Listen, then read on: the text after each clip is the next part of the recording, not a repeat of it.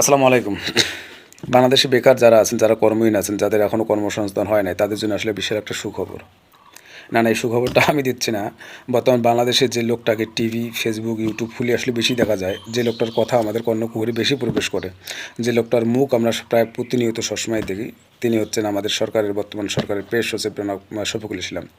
ইনি আজকে একটা কথা বলেছেন যে বাংলাদেশে যত বিনিয়োগকারী আসবে, যত বিদেশি বিনিয়োগ আসবে, এত বেশি কর্মসংস্থানের সৃষ্টি হবে যে বাংলাদেশের মানুষ চাকরির জন্য আগে হাপিত্তেশ করতো, যে বাংলাদেশের মানুষ চাকরির জন্য হাহাকার করতো, সে বাংলাদেশের চাকরির বন্যা বয়ে যাবে।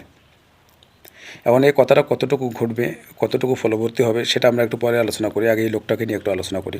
যে বাংলাদেশে আমার বয়স পর্যন্ত, এই বয়স পর্যন্ত যত সরকার গিয়েছে, আমার সত্যি কথা বলতে কি আমি কোনো প্রেস সচিবের নাম আমার জানা নেই।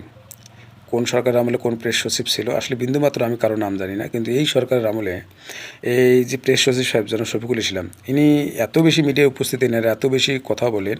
কথা বলা ভালো, পজিটিভভাবে বলতেছে, আপনারা আবার কেউ নেগেটিভভাবে নিয়েন না। তো এনার নাম কেন দিন আমার অটোমেটিক্যালি মুখস্থ হয়ে যায়। কোনো টিভিতে যদি আমি নাও দেখি, কিন্তু শব্দ শুনে আমি বুঝতে পারি এটা প্রেস সচিব সাহেব কথা বলতেছেন। তো ইনি আজকে একটা সুখবর দিয়েছেন যে বাংলাদেশে এত বেশি বিনিয়োগ হবে আর এত বেশি কর্মসংস্থান সৃষ্টি হবে যে চাকরির বন্যা বয়ে যাবে। অথচ এই সরকারের প্রধান উপদেষ্টা জনাব ইউনূস সাহেব কিছুদিন আগে, 2-1 দিন আগে একটা কথা বলেছিলেন যে আপনারা বিনিয়োগকারী হন, আপনারা উদ্যোক্তা হন। এমন কথা হলেও একই সরকারের একটা প্রধান, উনি বলতেছে বিনিয়োগকারী হন, উদ্যোক্তা হন, আবার ওই সরকারের প্রেস সচিব বলতেছে চাকরির বন্যা বয়ে যাবে। এটা বিষয়টা কেমন হয়ে গেল না? এখন আমরা প্রধান উপদেষ্টার কথা শুনবো না এই প্রেস সচিব সাহেবের কথা শুনবো?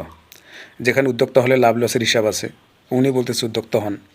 আবার এখানে ইনি বলতেছে চাকরি এত বেশি হয়ে যাবে, চাকরির বন্যা বয়ে যাবে। আবার এই সুযোগটা যদি আমরা গ্রহণ না করি তাহলে তো আমাদের জন্য লস। হ্যাঁ, এখন আসলে আমরা একটু দ্বিধায় পড়ে আছি, আসলে কী করব। আর বাংলাদেশের আর্থসামাজিক প্রেক্ষাপটে যত মানুষ বেকার, যত উচ্চশিক্ষিত বেকার আছে, তাদের প্রত্যেকের জন্য চাকরি একটা কী বলি, সোনার হরিণের মতো। তো আমাদের দেশে চাকরির বন্যা বয়ে যেতে যাওয়ার লাগবে না।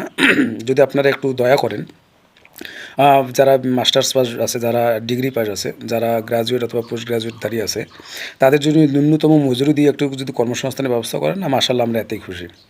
কারণ বাংলাদেশে যত উচ্চশিক্ষিত বেকার আছে তার মধ্যে মনে হয় সম্ভবত 48% বেকার হচ্ছে মাস্টার্স পাস। তো এই যে শ্রেণীটা আছে, এই শ্রেণীটা আসলে কীভাবে যে কষ্টে দিনাপিত করতেছে, তারা কীভাবে যে আসলে বা আমার মুখের পাশে এরা দেখতে পারে না। এরা এত বেশি মানে কী বলে মানবতার জীবনযাপন করতেছেন। তাই এদের জন্য অবশ্যই একটা সুখবর। এখন আপনাদের যে কথা, এই কথা কতটুকু ফল দিবে, আসলে গাছ তো দুই প্রকার হয়। একটা আছে ফলবর্তী গাছ, একটা আছে ফলহীন গাছ। গাছ কিন্তু গাছেই। এখন কথা আপনাদের কথা, এখন কোন কথার যে ফল হবে আর কোন কথার যে ফল হবে না, সেটা তো আসলে বুঝতে পারতেছি না।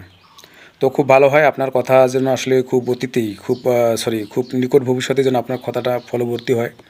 বাংলাদেশের মানুষ যেন বেকার থেকে কি হয়, কর্মসংস্থান পায়, চাকরির বন্যা লাগবে না। আর ন্যূনতম কর্মসংস্থান যেন মানুষ পায় আর কি, মানুষ যেন খেটে খেয়ে দুবেলা খেতে পারে। এই ব্যবস্থাটা যদি আপনারা করেন আমরা কৃতজ্ঞ থাকবো আজীবন। কত বেকার চাকরি পায়, কারণ এখন তো অনেক ইন্ডাস্ট্রি বন্ধ, অনেক গার্মেন্টস বন্ধ। আর শুনলাম যে এখন দেশের অর্থনৈতিক অবস্থা আসলেই ভালো না। তো এর মাঝখানে এরকম একটা সুখবর আমাদের জন্য আসলে অনেকটা কী বলা হয়, অনেক দিন খরার পরে যে বৃষ্টিটা আসলে যেরকম মানুষ শান্তি পায়, এরকম শান্তি পাওয়ার মতো একটা খবর। তো আসলে খবর পাইলে হবে না, এটা আসলে ফলটা দেখতে হবে। দেখি কতদিনে আসলে আমরা ফলটা পাই।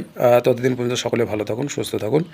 আর জনাব শফিকুল ইসলাম সাহেবের কথা যদি ওনার মুখে যেন ফুলচন্দন পড়ে, ওনার কথা যেন সত্য হয়, বেকাররা যেন কর্মসংস্থান পায় এবং চাকরির বন্যা লাগবে না, ন্যূনতম মানুষের একটা কর্মসংস্থান হলে আমরা খুশি। ধন্যবাদ সকলকে, ভালো থাকবেন সবাই।